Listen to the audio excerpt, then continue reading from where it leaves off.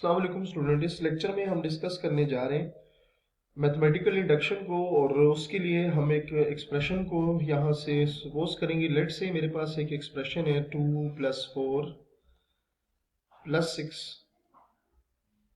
Up to so on.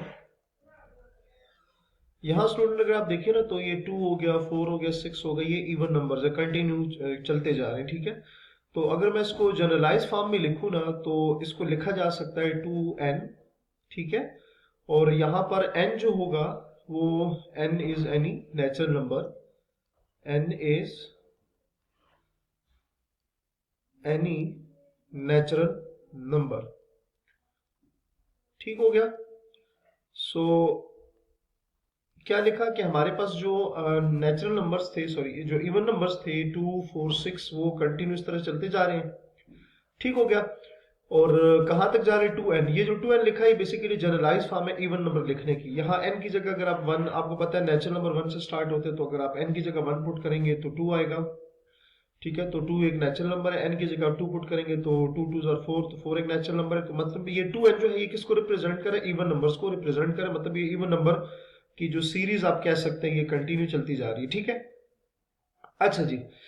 अब अगर हम एक फार्मूला बना लें कि इवन नंबर्स को ऐड किस तरह से किया जाएगा। फर्स्ट एन इवन नंबर्स को, जो इवन नंबर्स है फर्स्ट एन, उनको ऐड किस तरह से किया जाएगा। ठीक है, तो उसके लिए एक फार्मूला है, और फार्मूला इक्वल है एन इंटू एन प्लस 1 की इक्वल है।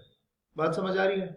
इसका मतलब क्या है कि आपने कोई भी नेचुरल नंबर, सॉरी जो इवन नंबर्स है उसकी एन टर्म्स को ऐड करना हो तो आप ये फार्मूला यूज करेंगे। लेट से यहां से अगर आप इसको इस तरह से समझे कि मैं अगर इन 3 टर्म्स को ऐड करूं तो ये क्या आएगा? 12 आता है। ठीक है, क्या आएगा? 12 आएगा।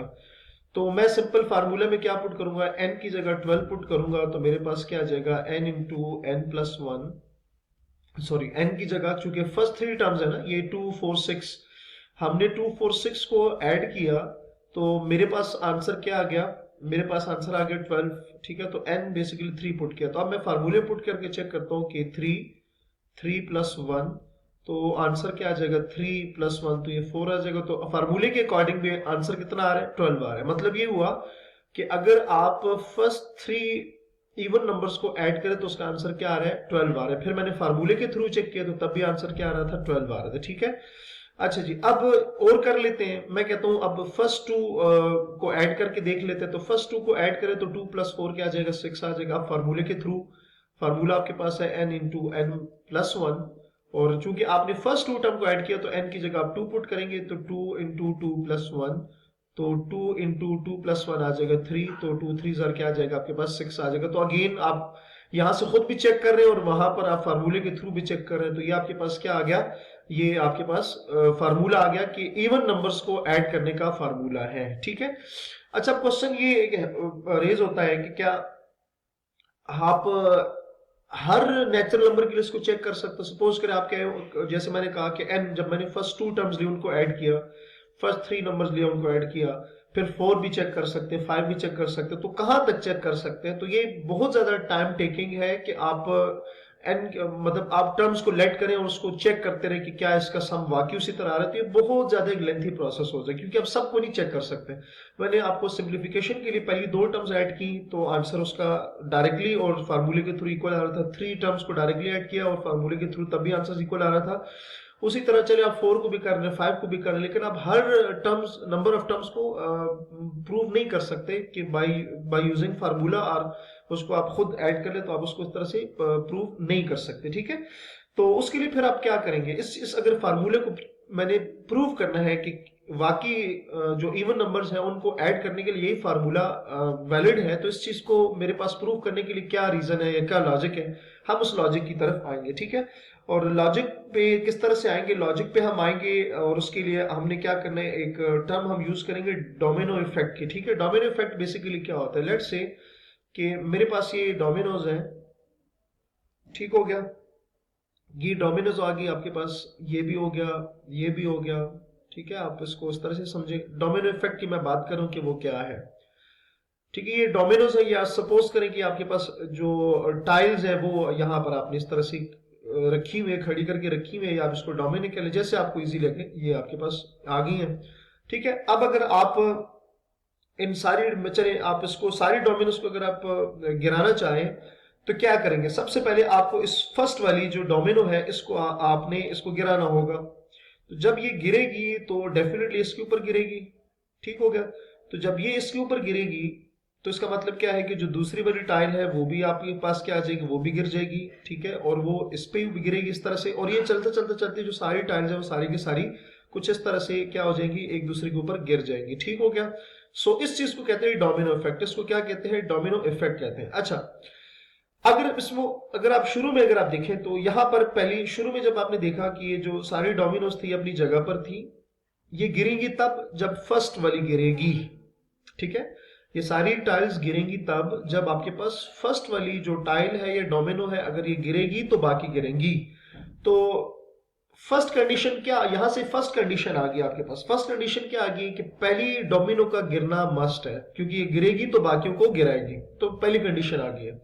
ठीक है, फर्स्ट कंडीशन क्या है कि अगर आपके पास जो फर्स्ट है अगर वो गिरेगी तो तब आपके पास बाकी जो टाइल है वो गिरेगी। ठीक है, सो दो फर्स्ट डोमिनो गिरेगी तो बाकी गिरेगी। उसके बाद जब सेकंड गिरेगी तो वो थर्ड को गिराएगी, थर्ड गिरेगी तो फोर्थ को गिराएगी, फोर्थ गिरेगी तो वो फिफ्थ को, इसी तरह कंटिन्यू चलते हुए आपके पास सारा का क्या हो जाएगा, ये सारी की सारी गिर जाएंगे। तो फर्स्ट कंडीशन क्या बनती है कि आप यहां लिख सकते हैं कि फर्स्ट कंडीशन आपके पास क्या, मैं कंडीशन यहां पे लिख देता हूं। आपके पास दो कंडीशंस हैं जो कि आपने फॉलो करनी होगी।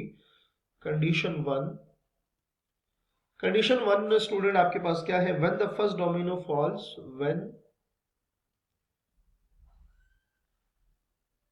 the first domino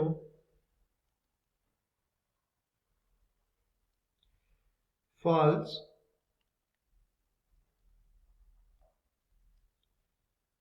it will hit the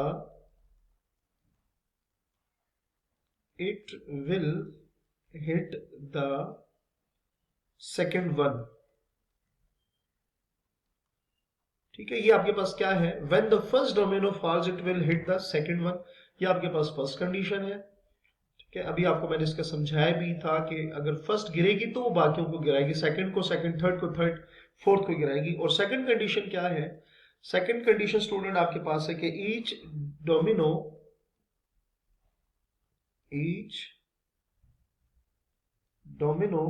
will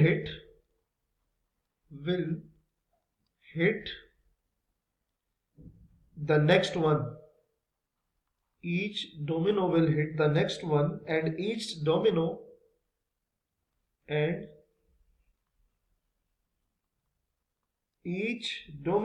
that is hit will fall। ठीक है, सेकंड कंडीशन क्या है कि ईच डोमिनो विल हिट, कि हर डोमिनो को हिट होगी द नेक्स्ट वन। ठीक है, हर डोमिनो हिट करेगी नेक्स्ट वन को, and each domino that is hit will fall, और जो हिट होगी वो क्या होगी, वो गिरेगी। ठीक है, तो दो कंडीशन है कि when the first domino falls it will hit the second one, और दूसरी क्या है कि each domino will hit the next one and each domino that is hit will fall. ठीक हो गया? सो ये आपके पास दो कंडीशन होती है, जिसको जो फर्स्ट कंडीशन होती है उसको कहते हैं बेसिस और दूसरी जो होती है उसको कहते हैं इंडक्शन या इंडक्टिव उसको कहते हैं। ठीक है, सो अगली वीडियो हम यहीं से कंटिन्यू करेंगे। तो अपना बहुत सारा ख्याल रखिएगा। अल्लाह हाफिज।